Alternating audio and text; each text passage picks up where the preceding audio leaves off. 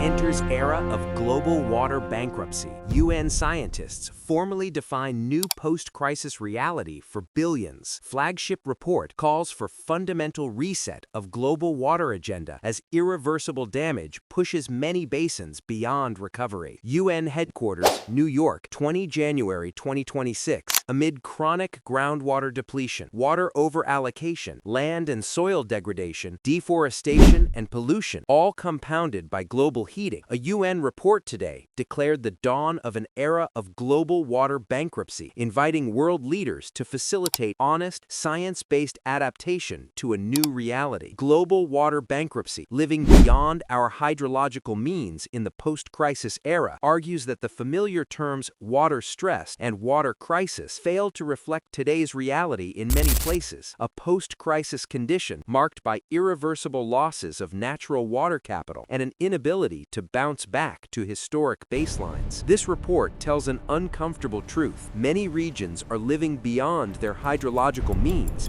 and many critical water systems are already bankrupt, says lead author Kaveh Madani, director of the UN University's Institute for Water, Environment, and Health, known as the UN's think tank on water. Expressed in financial terms, the report says many societies have not only overspent their annual renewable water income from rivers, soils, and snowpack, they have depleted long-term savings in aquifers, glaciers, wetlands, and other natural reservoirs. This has resulted in a growing list of compacted aquifers, subsided land in deltas and coastal cities, vanished lakes and wetlands, and irreversibly lost biodiversity. The UNU report is based on a peer-reviewed paper in the Journal of Water Resources Management that formally defines water bankruptcy as 1. Persistent over-withdrawal from surface and groundwater relative to renewable inflows and safe levels of depletion, and 2. The resulting irreversible or prohibitively costly loss of natural water capital. By contrast, 1. Water stress reflects high pressure that remains reversible, and 2. Water crisis describes acute shocks that can be overcome. The report is issued prior to a high-level meeting in Dakar, Senegal,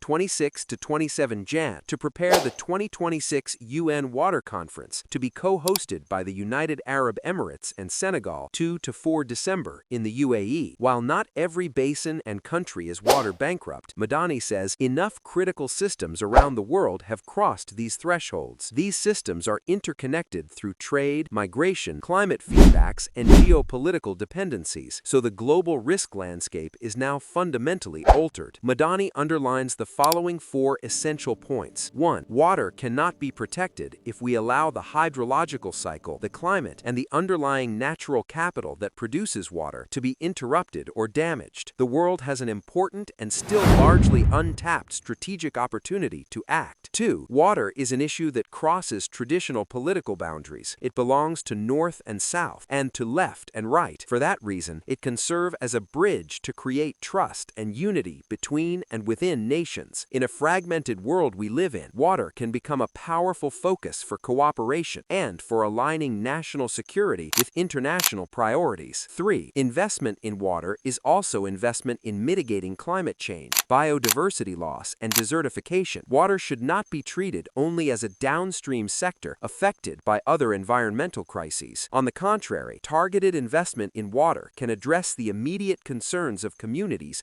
and nations while also advancing the objectives of the Rio Conventions: climate, biodiversity, and desertification. 4. A renewed global emphasis on water could help re-accelerate stalled negotiations and potentially re-energize halted international processes. A practical and cooperative focus on water offers a way to connect urgent local needs with long-term global goals. Hotspots in the Middle East and North Africa region, high water stress, climate vulnerability, low agricultural productivity, energy-intensive desalination, and sand and dust storms intersect with complex political economies. In parts of South Asia, groundwater-dependent agriculture and urbanization have produced chronic declines in water tables and local subsidence. And in the American Southwest, the Colorado River and its reservoirs have become symbols of overpromised water.